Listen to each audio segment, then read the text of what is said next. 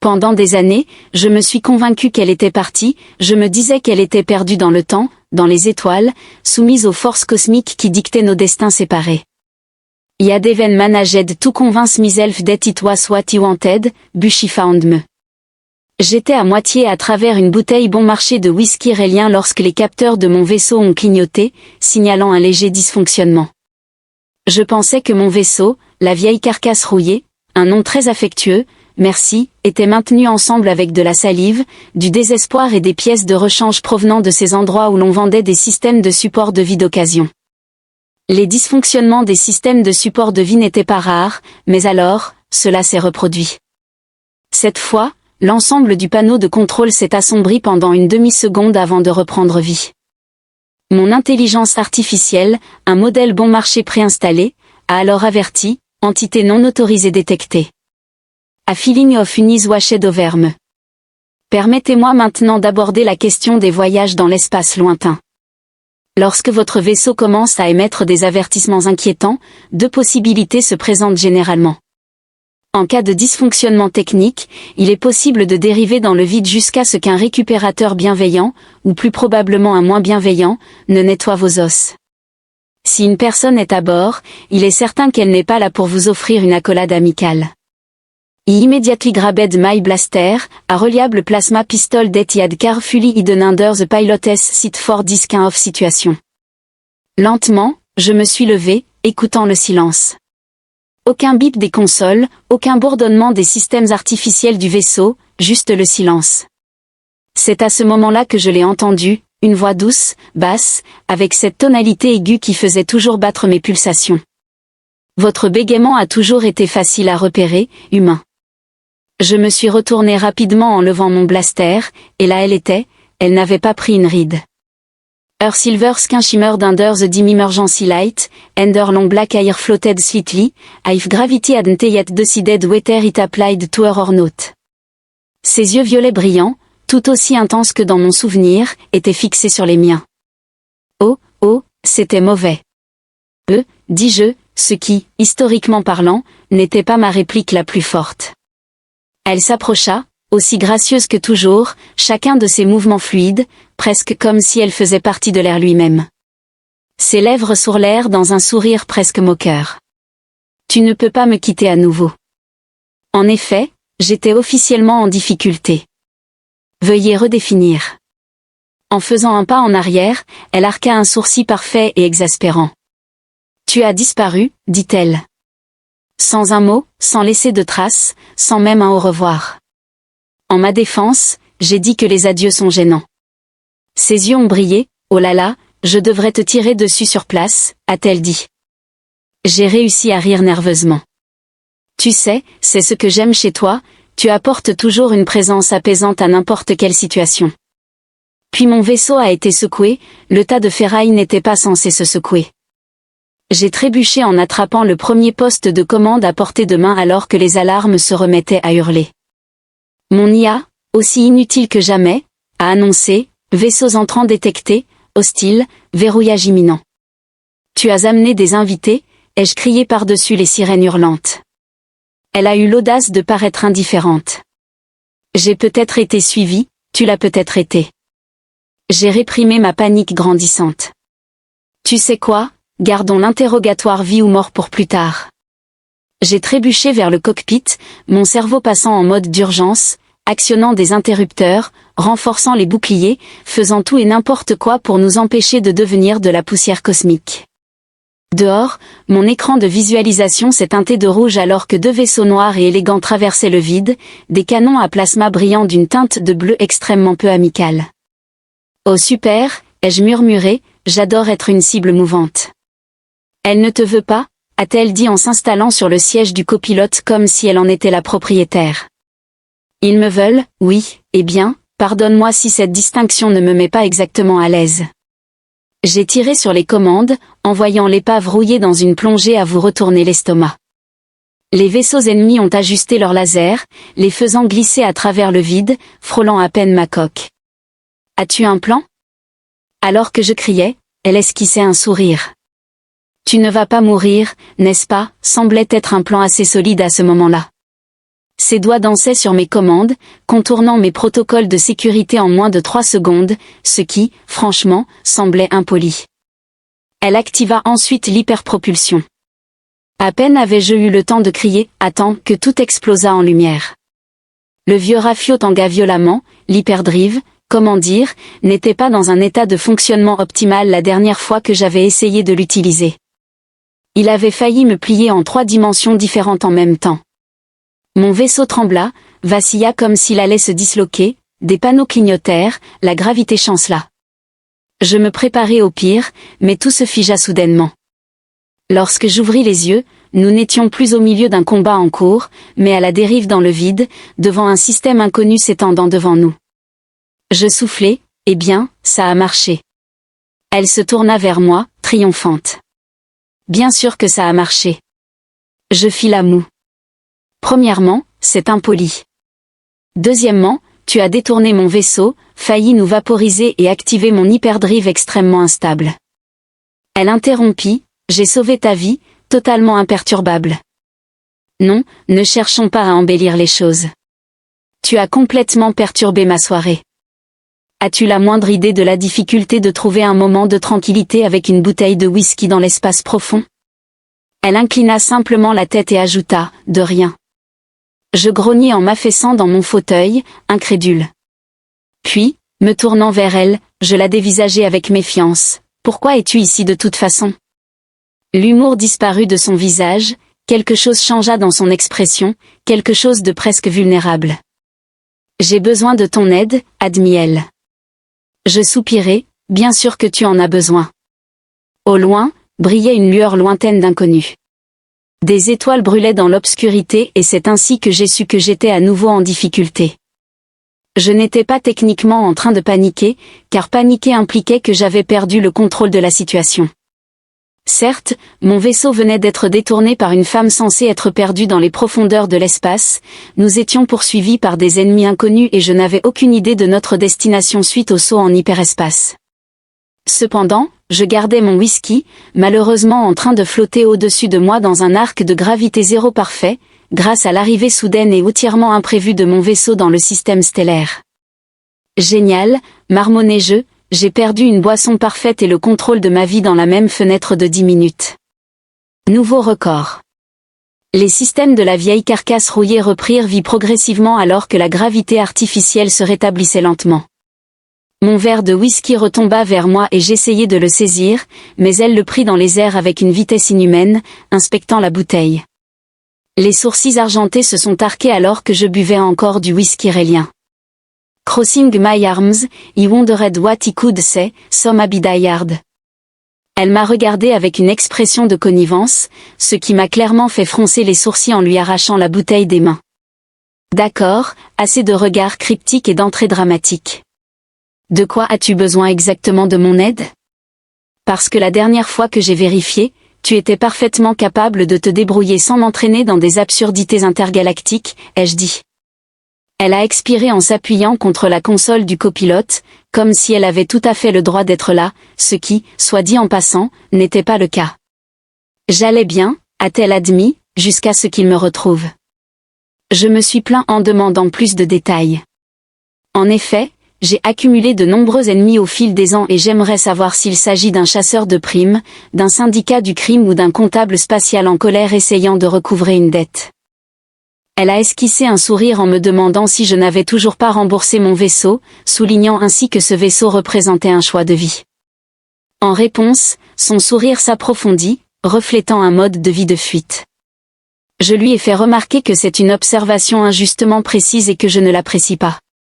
The ship's proximity alarm suddenly went off, saving me from furte judge. Sur l'écran principal, 2 vaisseaux noirs élégants se rapprochaient de notre position. J'ai immédiatement reconnu leur conception, des intercepteurs de classe Phantom, ai-je murmuré. Elle a acquiescé sombrement. Ils sont rapides et ne s'arrêtent pas, ai-je maudit entre mes dents. Peu importe qui étaient ces individus, ils n'étaient pas de simples mercenaires cherchant un gain rapide. Les vaisseaux de classe Phantom étaient équipés de technologies furtives de qualité militaire et extrêmement coûteuses, ce qui signifiait que quiconque la poursuivait disposait de sérieuses ressources. Tu as volé quelque chose à un empire récemment, lui demandai-je. En actionnant les interrupteurs pour renforcer nos boucliers, elle hésita.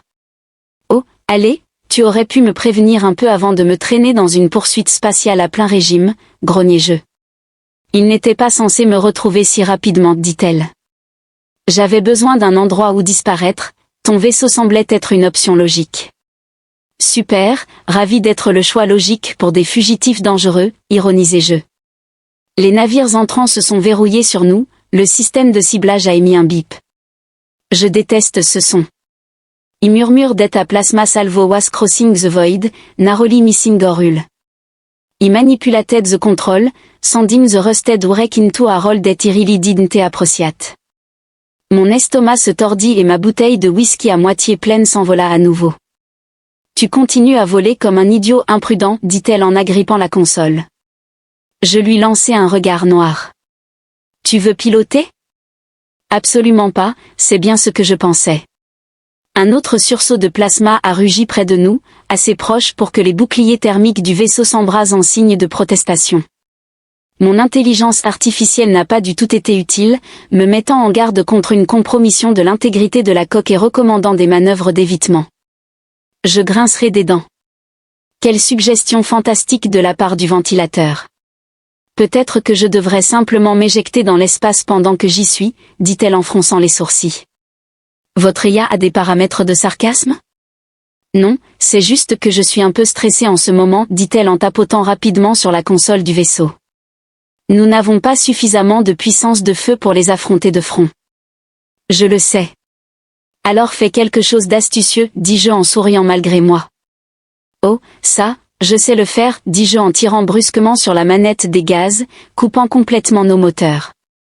Le rafio rouillé dériva immobile pendant un bref instant palpitant, les vaisseaux poursuivants nous dépassant en ratant leur cible. Oh, dit-elle, les yeux légèrement écarquillés. Ce n'était pas mal, en fait. Nous ne sommes pas encore tirés d'affaire, intervenais-je en remettant brutalement les moteurs en marche à pleine puissance. The ship veered, plunging straight into a nearby asteroid. Le rafio hurla de protestation, mon IA émit des bips frénétiques d'avertissement. Une collision imminente, oui, je sais, marmonnai-je en me faufilant entre d'énormes rochers flottants à des vitesses ridicules. Le champ d'astéroïdes était dense et chaotique, exactement le genre d'endroit où vous ne vouliez pas poursuivre un pilote désespéré. J'ai jeté un coup d'œil à ma copilote, elle était parfaitement calme. Bien sûr, elle l'était. Tu prends plaisir à ça, lui ai-je reproché. Ses lèvres ont légèrement tressailli, incroyable. Derrière nous, les vaisseaux en poursuite ont hésité, l'un a tenté de nous suivre, pour finalement heurter un astéroïde en spirale avant de détonner dans une explosion lumineuse. J'ai remporté une victoire, il en reste une à obtenir, le navire restant ne se montrait pas aussi imprudent, il se tenait en retrait en attendant une opportunité. I checked the NAB display and found that the hyperdrive was still in cooling mode. Un autre saut était impossible. J'ai soufflé bruyamment. D'accord, on dirait qu'on va devoir faire ça à l'ancienne, dit-elle en penchant la tête, ce à quoi j'ai souri. Nous improvisons avec un simple mouvement d'interrupteur. J'ai redirigé toute la puissance restante vers les propulseurs arrière, puis je les ai coupés complètement. La perte soudaine d'accélération nous a envoyés en arrière, directement vers le vaisseau poursuivant. J'ai entendu son inspiration brusque. Il y a quelque chose dans le fait de voir un vaisseau hostile foncer vers vous à une vitesse vertigineuse qui vous fait vraiment reconsidérer vos choix de vie. Par exemple, étais-je vraiment le genre de personne qui devrait improviser à haute vitesse? Les manœuvres avec la mort à mes trousses ne sont probablement pas une bonne idée, mais étais-je déjà pleinement engagé? Absolutely, the rest of the Phantom class. L'intercepteur n'a pas eu le temps de réagir, une seconde, il était en poursuite, les armes verrouillées, et la suivante, nous étions projetés en arrière droit sur sa trajectoire. Le pilote a dû paniquer car au lieu de tirer, ils ont effectué une plongée d'urgence, tandis que j'activais les propulseurs inverses à pleine puissance. The result, a spectacular collision between the enemy ship and the largest astroid in the field. L'explosion a illuminé l'espace tel une supernova, envoyant des débris se disperser dans toutes les directions. Les systèmes de mon navire ont clignoté violemment, la vague de choc a failli nous précipiter dans une spirale de la mort. I struggled with the control, barely managing to stabilize US. Le vieux Rafio gémit de protestation, mais bon, nous n'étions pas morts, donc c'était une situation gagne-gagnant. Il let out a loud sigh, acknowledging that it was a terrible idea. À côté de moi, elle a penché la tête, mais a souligné son efficacité. J'ai fait un geste de la main en disant, bien sûr, si vous préférez vous concentrer sur les aspects positifs. Elle esquissa un sourire, je fis la moue. Je déteste que tu prennes du plaisir à cela. Je suis juste impressionnée que tu sois encore en vie, dit-elle en se penchant en arrière, comme si nous n'avions pas failli mourir horriblement. I took you they have me a terrible fate by now, he scoffed. Please, I'm like a cockroach. The universe keeps trying to get rid of me, but just keep escaping. Her smile widened at the flattering image of herself. Je me suis tournée vers ma console en marmonnant qu'il valait mieux être en vie maintenant que nous n'étions plus activement poursuivis.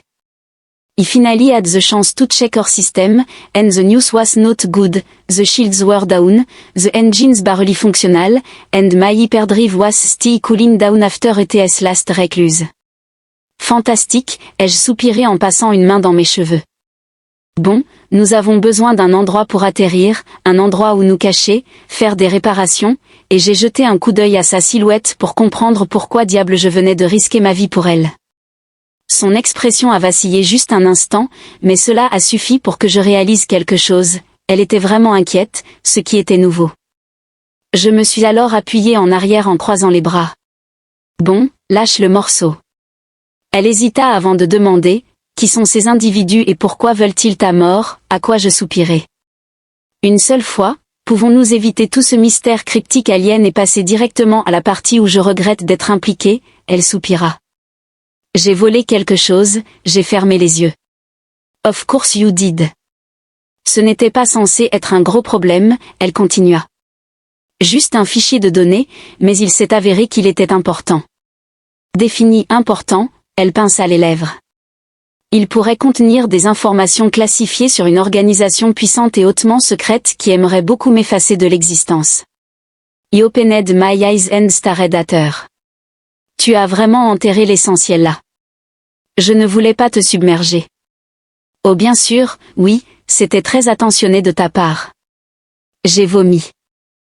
Mes mains tremblent maintenant et cette organisation extrêmement secrète et meurtrière est désormais à mes trousses, car vous savez ce dont j'avais besoin.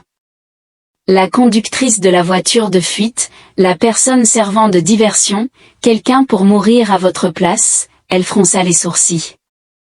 J'avais besoin de quelqu'un en qui je pouvais avoir confiance, cela m'arrêta net. Je clignai des yeux, surprise par sa confiance. Elle détourna le regard. Votre loyauté est gênante. Je me suis moquée en disant que ce n'est pas ainsi que je me décrirais. Elle m'a regardé et a répondu, d'accord, très bien. J'ai reconnu avoir peut-être une habitude de prendre parti pour des personnes qui ne le méritent pas. Son expression s'adoucit, je me suis déplacée inconfortablement. Bon, assez de ça. Nous avons toujours besoin d'un endroit où atterrir, dit-elle en tapant une commande dans le système de navigation. De nouvelles coordonnées sont apparues sur l'écran.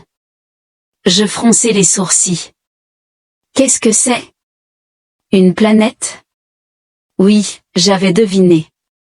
C'est sûr, dit-elle, ou du moins plus sûr qu'ici. Je la regardai d'un air méfiant. Défini, plus sûr, point. Elle hésita. L'atmosphère est toxique pour la plupart des espèces, le terrain est hostile et les habitants ne sont pas exactement accueillants. Je levai les mains au ciel. Oh, parfait, ça a l'air d'être un véritable paradis. Elle sourit. Je savais que ça te plairait. Je grognis en réglant les coordonnées et en activant les moteurs subluminiques. Le navire a tangué alors qu'il luttait pour obéir, mais il est resté intact. Alors que nous entrions dans l'atmosphère de la planète, je réfléchissais tranquillement à la décision de visiter cette planète mortelle. Un sentiment de regret imminent persistait en moi, compte tenu de mes expériences passées. J'avais un critère assez simple lorsqu'il s'agissait de planètes, si l'atmosphère était si toxique que respirer pouvait être fatal, alors ce n'était pas un endroit à explorer. Pourtant, me voilà, me dirigeant directement vers une telle planète, observant sa présence imposante en dessous de nous, caractérisée par des tempêtes oranges tumultueuses et des sommets d'obsidienne déchiquetés s'étendant sur des kilomètres. On aurait dit que quelqu'un avait pris les pires parties d'un enfer volcanique, y avait ajouté quelques nuages acides pour le fun et avait dit oui, les gens voudront définitivement y vivre ici. Je la regardais. Donc, juste pour clarifier, cet endroit, c'est ce que tu considères comme sûr? Elle me lança à peine un regard. Plus sûr que d'être désintégré par des assassins, oui. Je fronçai les sourcils. Ce n'est pas aussi rassurant que tu le penses. La descente de notre navire fut brutale, violemment brutale. Les turbulences atmosphériques secouaient le tas de ferraille comme si elles étaient prises dans les mains d'un dieu en colère. Les lumières d'avertissement s'allumèrent sur mon tableau de bord et mon IA, que j'étais à 5 minutes d'éliminer définitivement, émit son bip habituel d'une manière extrêmement inutile, avertissant que des courants de vent instables avaient été détectés, que les systèmes de navigation étaient compromis. Je grimaçai en luttant avec les commandes. Ouais, je m'en doute. Le navire se secoua, et ma copilote, une femme qui jusque-là ne semblait pas particulièrement préoccupée par notre mort inévitable, serra enfin sa prise sur le tableau de bord. « Nous devons atterrir maintenant, dit-elle. »« Ah vraiment ?» répliquai-je. Je pensais faire quelques boucles pittoresques d'abord. Elle m'ignora en scannant la surface en dessous. Un seul endroit clignota sur l'écran, un groupe d'énormes aiguilles noires s'élevant d'un cratère, comme les os fossilisés d'une bête morte depuis longtemps. Ça, dit-elle. Je plissai les yeux sur l'écran. Ça a l'air terrifiant. C'est abandonné. Oh, eh bien, c'est encore pire. Qui construit quelque chose là-bas et puis le laisse? Elle ne répondit pas, ce qui n'aidait pas mes nerfs.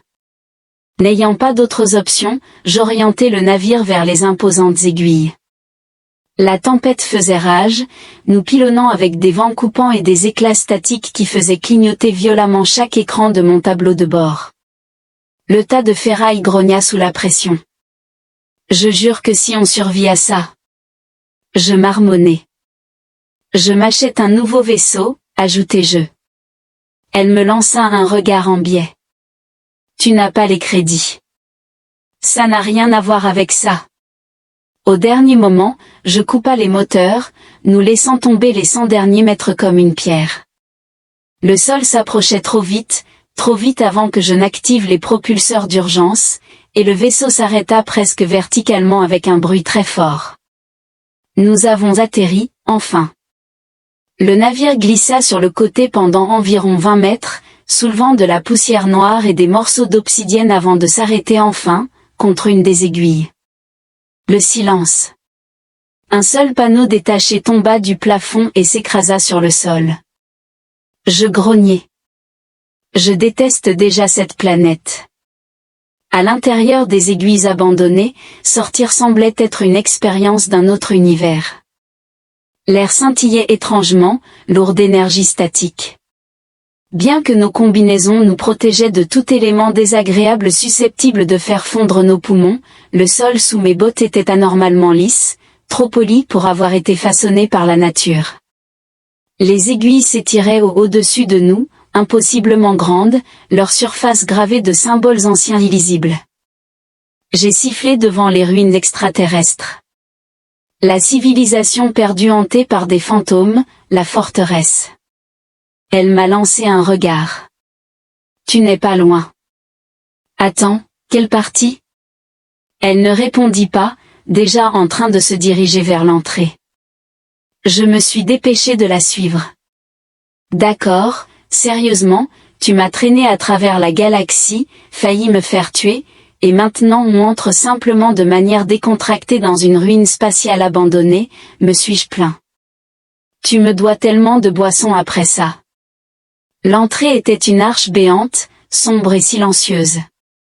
Lorsque nous sommes entrés, la température a chuté brusquement et les murs semblaient vibrer faiblement sous notre toucher. Je me suis arrêtée en fronçant les sourcils. Sens-tu ça? Elle a acquiescé. Une énergie résiduelle, c'est rassurant. Nous avons avancé plus profondément, nos pas résonnant dans cette vaste vacuité. Plus nous avancions en profondeur, plus la structure paraissait artificielle. Les murs n'étaient pas seulement anciens, ils semblaient intacts, comme si quelqu'un les avait construits hier. C'est alors que nous avons atteint la chambre centrale et c'est à ce moment que les lumières se sont allumées d'elles-mêmes. Le passage nous a rattrapés, j'ai reculé d'environ 5 mètres. Oh non, je n'aime pas ça. Elle, bien sûr, est restée totalement imperturbable. Ils savent que nous sommes là. Je fronçai les sourcils en entendant une voix lisse, calculée et beaucoup trop familière résonner dans la chambre. Ah, dit la voix, tu es vraiment revenu. Je me figeai car je reconnaissais cette voix et je détestais vraiment savoir que je la reconnaissais, venant des ombres. Une silhouette émergea, grande, enveloppée dans une cape et rayonnant exactement le genre d'arrogance qui me donnait envie de tirer d'abord et de ne jamais poser de questions. Elle se tendit à côté de moi. Je ne pensais pas que tu serais toujours ici. Oh, je ne suis jamais parti. Le personnage déclara en s'approchant, et ni vous ni moi ne le pourrons. Puis, de l'obscurité, d'autres silhouettes apparurent, armées, protégées et visiblement mécontentes de nous voir. Je soupirai. Je savais que c'était une mauvaise idée. Elle expira brusquement. Reste calme, lui dis-je d'un regard. Bien sûr, je vais rester calme. Ce n'est pas comme si nous étions actuellement entourés de personnes lourdement armées qui veulent probablement nous tuer. Le personnage encapuchonné sourit en disant que vous êtes trop précieux vivant pour être tué. Je clignai des yeux, désolé, quand la silhouette fit un pas en avant et que la faible lueur des lumières de la chambre éclaira enfin son visage, mon estomac se serra car je reconnus cet homme et je me souvins que la dernière fois que je l'avais vu, je l'avais trahi pour sauver ma peau. Je marmonnai, eh bien, c'est gênant. Le problème quand on fuit son passé, c'est que, à un moment donné, le passé nous rattrape plus vite. Et là, le mien m'avait rattrapé. Devant moi se tenait un homme que j'espérais ne jamais revoir, grand, imposant et clairement toujours affecté par la trahison. Son nom était le commandant Aldry, un ancien officier du renseignement devenu exécuteur pour une organisation tellement secrète que prononcer leur nom à voix basse pourrait vous valoir un aller simple vers une disparition permanente, et laissez-moi vous dire, Aldry n'est pas quelqu'un de clément.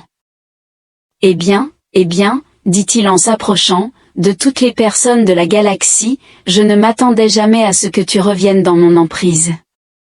Il esquissa un sourire forcé. Je suis plein de surprises. Aldry leva une main gantée instantanément, ses soldats pointèrent leurs armes vers nous. Je soupirai, espérant une réunion amicale à côté de moi. Elle est restée étrangement calme, ses yeux violets passant de manière calculatrice entre Aldry et ses hommes. Elle murmura, « Pouvez-vous le retarder ?» Je fronçai les sourcils. Définissez « retarder » suffisamment pour que j'accède à l'interface principale. Je clignai des yeux, puis, avant que je ne puisse poser plus de questions, elle fit discrètement un pas en arrière, gardant ses mains hors de vue. Bien, je lui accorde du temps, pensai-je. Je me tournai ensuite vers Aldry, prolongeant le moment. Alors, comment ça va? L'expression d'Aldry resta inchangée. Tu m'as volé, dit-il. Je levai une main. Attends, techniquement, je n'ai rien volé. J'ai juste, tu as pris des renseignements classifiés, les as vendus à une faction rivale et m'as laissé prendre la responsabilité, non?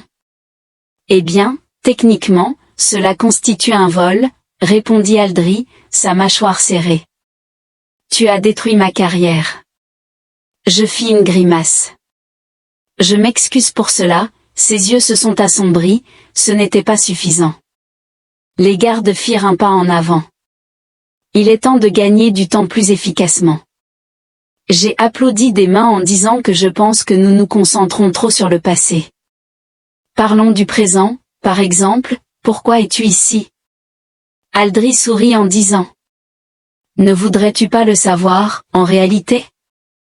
Alrix pencha la tête en m'étudiant et me demanda. Dites-moi, que savez-vous exactement de cet endroit? J'ai hésité, l'ambiance est vraiment excellente. Son sourire s'élargit. Cette installation a été construite par une espèce ancienne, une espèce qui n'aurait jamais dû exister. Elle renferme des connaissances qui pourraient remodeler l'équilibre des pouvoirs dans la galaxie. Je ressentis une contraction au niveau de l'estomac. La définition de Richep consiste à modifier la forme ou la structure de quelque chose, souvent en lui donnant une nouvelle apparence ou configuration. Aldri fit un pas en avant, sa voix baissant jusqu'à devenir un chuchotement. Ils n'étaient pas seulement des bâtisseurs, dit-il, ils étaient les ingénieurs de la réalité elle-même et leurs secrets sont enterrés ici même, dans ces murs. J'eus à peine le temps d'assimiler cela avant que les lumières ne vacillent, qu'un vrombissement sous-remplisse la chambre, et que les murs commencent à se déplacer. C'était un plan très risqué. Je me retournai juste à temps pour la voir se tenir devant un panneau de contrôle. Ses mains étaient pressées contre l'interface. L'expression d'Alrix s'assombrit. Que avez-vous fait? Le bourdonnement devint plus fort. Les parois scintillaient, révélant quelque chose en dessous, un énorme champ d'énergie complexe pulsant comme une entité vivante. Elle se tourna vers moi, sa voix pressante. Je l'ai trouvé.